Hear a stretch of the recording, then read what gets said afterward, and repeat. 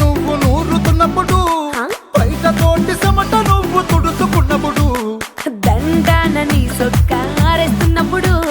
నీ ఒంటి వాసన తెగ గుర్తొచ్చినప్పుడు, రెండు చేతులెత్తి జుట్టు ముడిసినప్పుడు, జండు కత్తుకొని పడుకున్నప్పుడు, అలసిపోయి నువ్వు ఆవలించినప్పుడు, వచ్చుండై ఫీలింగ్స్ వచ్చి వచ్చి చంపేస్తు